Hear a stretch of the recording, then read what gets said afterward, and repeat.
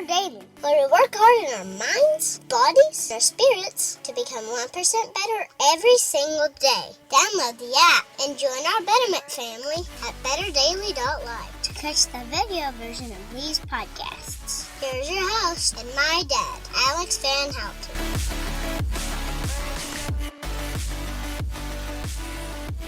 What is up, Betterment family? This is Alex Van Houten in Better Daily Live. Happy Thursday. It's Word Thursday, and I'm excited for today's word. The word is COVID. We'll get there in just a second, but before we get there, I did want to say, one, congratulations to all of you who completed the Faithful 40 Challenge. We are going to put out a post for you to share your experience and talk about some of the ways that you have grown through the Faithful 40 Challenge and some obstacles you faced and what you're going to take away and carry with you because you participated. And also, we have the Better Man Challenge, which is launching next Wednesday. Today is the last day to register for that. So if you are a man who wants to join a group of men who are intentionally pursuing better in the areas of mind, body, and spirit over the coming weeks, then click the link, check it out, reach out. If from a financial perspective you need a discount, we'd be happy to work with you on that. So, COVID. I have a very specific reason that I want to cover the word COVID, and there are so many different directions I can go with this. I could talk about the large global health impact of COVID over the last 2 years. I could talk about government overreach and frustrating mandates and questions of whether or not we went far enough and blah, blah, blah. I could talk about vaccine pressure, and I could talk about... There's just so many things I could talk about. But I'm not going to go in any of those arenas because I have a very specific reason. I want to talk to you guys today about COVID, because COVID could mean many different things to many different people at this point. And what I would like to hone in on is the personal subjective experience of actually becoming ill with COVID and the after effects, because it's been I don't know how it is in your communities, but in my community, in a face-to-face setting, not a lot of people are talking about post-COVID infection repercussions. And I have these conversations because I work with people as a personal trainer and as a health coach. And so I oftentimes am having conversations with people about how they feel and how their body's doing and trends in their rest and trends in the way their body's recovering from exercise and whatnot.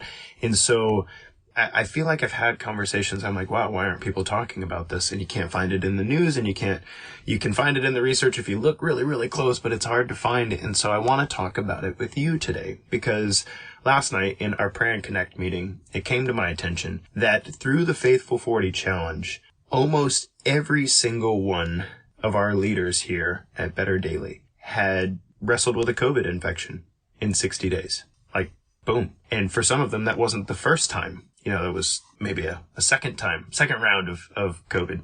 And so I want to talk to you today about that, because one of the things that COVID means to me comes out of my personal experience with wrestling with the infection. And I wrestled with the infection about 1.5 years ago. We're coming up on 2 years. Here. I got it relatively early, and I had a very mild case, like lungs-wise, head-wise and stuff. The actual infection wasn't that bad. It was a week of fatigue and body aches and fever and headache and stuff. But following COVID, there was this whole host of extra things that I dealt with that at the time I didn't know were connected to wrestling with a novel coronavirus. And the reason I say that is because you already have, everybody has a virome.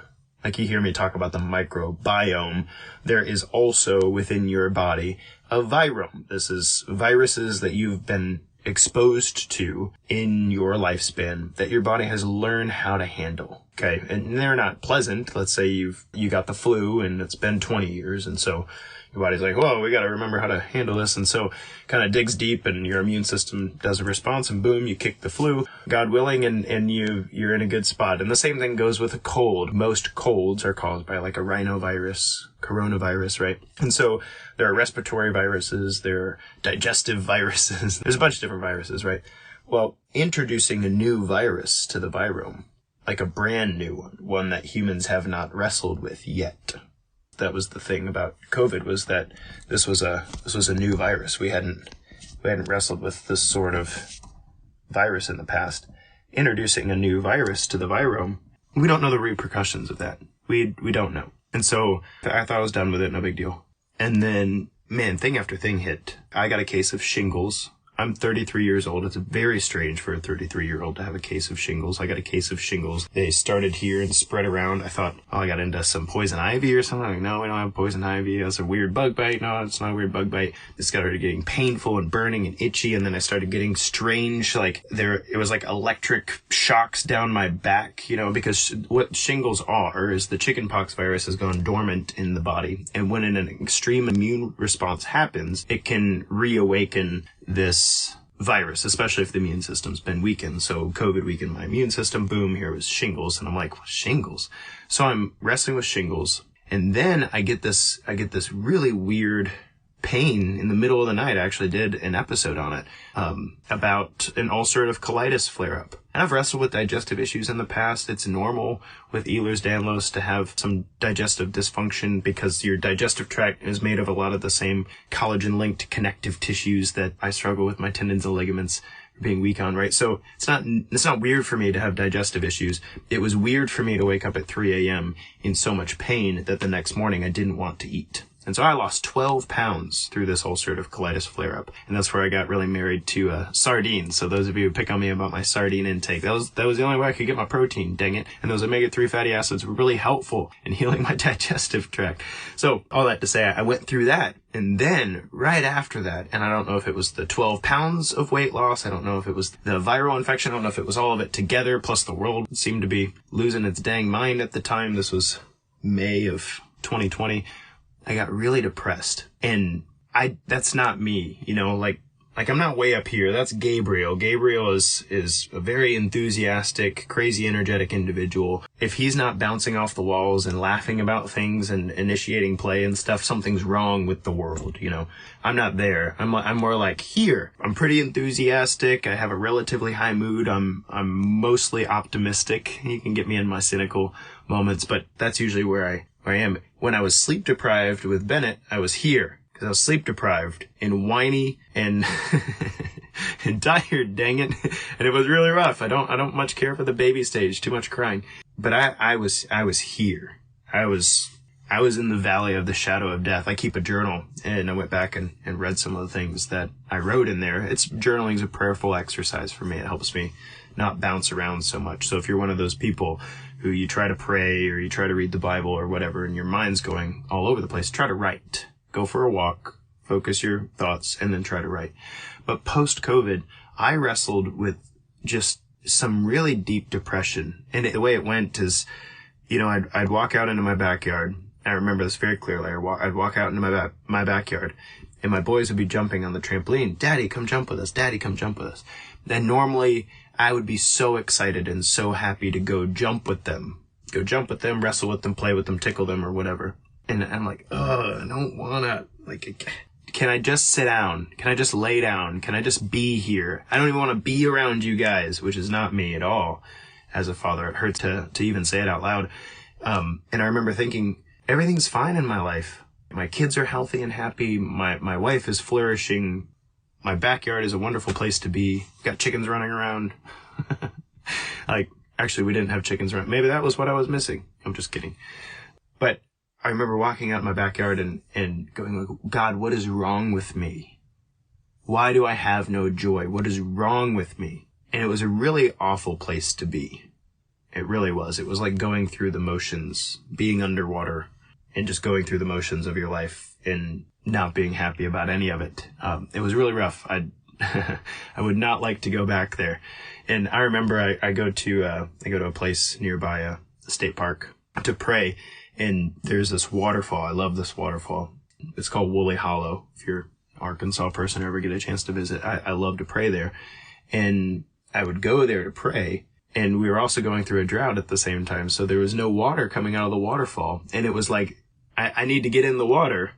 But there's no water because the waterfall is like me, dry, there's a drought inside. I'm dead inside, and there's a drought. It's a really rough time. That said, I'm only sharing this with you because if you have gone through a COVID infection, it's very possible that there will be some unforeseen repercussions of introducing a novel virus to your virome.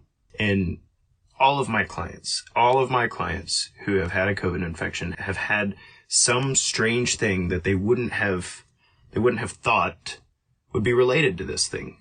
So I'm going to talk to you about some of the things that I've seen, some of the things that post-COVID infection I've seen. And I have to say, this is not medical advice. This isn't like a research journal. I'm just telling you what I've seen. And if you are wrestling with that or have wrestled with that, I hope it gives you some peace to say, hey, I'm not alone in this, because not many people are out loud talking about what the personal subjective experience of dealing with a new viral infection is like. So one, very, very common. Most of the people that are in my circles who have had COVID, most of them experience a significant drop in VO2. Significant. And what that means is you're basically out of shape and winded when you shouldn't be out of shape and winded, and your heart rate spikes really high, right? So as an example, post-COVID, I went for a run, and my normal demeanor, my normal kind of shape, I have my VO2 is 62 to 65, somewhere in there, depending on how heavily I've trained. That's pretty high. That's a high VO2. And I've worked with enough people and tested enough people to know like about what VO2 you'd be if you could run a certain amount and not get winded and that sort of thing. So I went for a run. I can normally run 8 to 10 miles, no problem. I don't like to run that far. I prefer somewhere between 2 and 6. But I went for a run. I was running half as fast as I normally run for half as far, and I couldn't make it. I had to stop 5 times in my first run. I had to stop 5 times. And I'm like breathing and I'm tired and I just want to lay down on the side of the road. It was the strangest thing. I was completely out of breath. Okay. So significant drop in VO2. And that's not just me. There's a lot of clients I've worked with. I've actually worked with people in my garage on their warm up post-COVID. They can't jog a half mile when before they were running miles. They can't walk up a hill without So if you're wrestling with feeling ridiculously out of shape post-COVID, hang in there. For me, it came back within about 12 weeks. 12 weeks of being consistent with cardiovascular work. I think it has something to do with damage to alveoli, something to do with damage to your bloodstream, something to do with your heart maybe not functioning as well as it could, but who knows why. I just know that has been very robust too. The second thing I've noticed post-COVID is low mood and or depression. Low mood and or depression. Just about everybody that I've worked with who've wrestled with a COVID infection ends up with, you could call it a season. I think last night in our prayer meeting, we called it the post-COVID funk. I think that was Scott Hammond's term, the post-COVID funk. Funk is right. And for some people, it's not just funk. For some people, it's even lower than that. And if that's you, I want to encourage you and say, look, this isn't going to last forever. This is also not how you feel about your life. Okay. It's a physical thing. It's not a mental, spiritual thing. It's a physical thing. Your mood will come back. Hang in there. And if you need somebody to talk to, reach out to me. There's probably other people you can reach out to, but don't leave that all by itself, because you're going to be an irritable, annoying, frustrated, joyless mess. And people in your life are going to wonder what's wrong with you. And you just need to be able to say it. I've got the post-COVID funk. I'm going to have a low mood for a little while. I'll be okay. That's what I'm speaking over you. So 3, the other thing I've noticed is there are some individuals who've wrestled with strange fluctuating heart rate patterns. So like AFib, tachycardia, arrhythmia, those things are all really fancy words that mean your heart doesn't do what it normally does. So I was explaining to a client recently that in a combustion engine in your car, let's say you have 4 cylinders, and the car, the 4 cylinders have to fire with a certain timing. Otherwise, the car won't work right.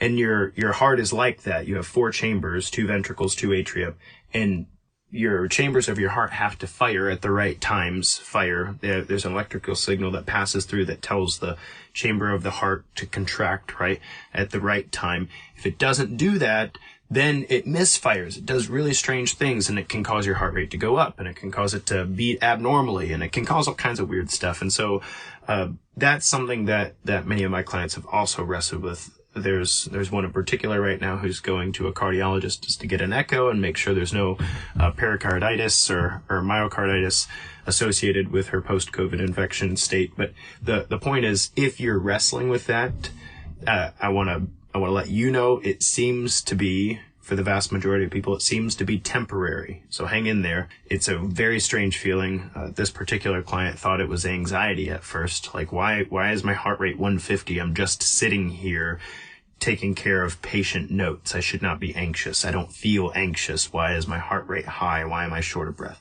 So anyway, that's a thing some people are experiencing as well. And then sleep interruption and sleep disturbance. So waking up at 1, 2, 3 in the morning and not being able to get back to sleep. That also seems to be associated with post-COVID infection. So hang in there. As far as advice goes, I'm not going to give medical advice here, but from a spiritual perspective, when you're going through hell, keep going one step at a time, right? One step at a time. Start looking for the biggest hill you can climb, and one step at a time, climb that. It's the psalmist David says, "Yea, though I walk through the valley of the shadow of death." And he appeals to God. I will fear no evil, for thou art with me. And I would also say, when you're in the valley, look for a hill to climb and climb up that hill, right? And you can take that literally or figuratively if you want to, but put one foot in front of the other. It will be hard. You won't be happy about it. Your heart rate might do weird things, but climbing the hill and reminding yourself that you're not the kind of person that gives up when the going gets tough. And my hope for you is that while dealing with this post-COVID infection stuff, that instead of emerging from it beat down, that you emerge from it stronger than you went in. Because that's the kind of person you are. That's the kind of stuff you've been made of, is to handle new viruses like this. And then that which doesn't kill us makes us stronger. So you'll come out of this stronger than you went in. That's my prayer for you.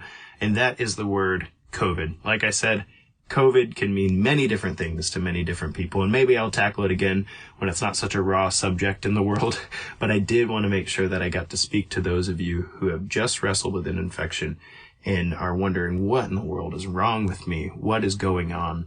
And I'm not blaming all your woes on COVID, but I am saying there's some real physical ramifications of wrestling with a new virus. Not a lot of people are talking about it, and I want you to know that you're not alone. This has been Alex Van Houten in Better Daily Live. Thank you guys so much for joining me for Word Thursday. Tomorrow is Flex Friday, and you can call me Coach because we will be doing an exercise segment to help you on your 1% better journey. Until then, it's just 1%. You got this.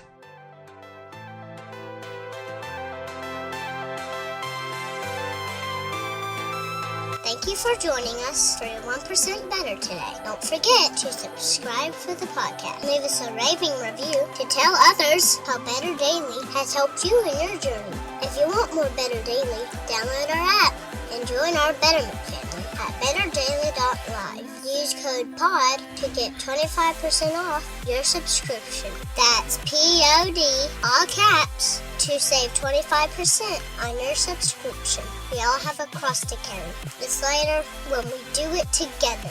Go to betterdaily.live today.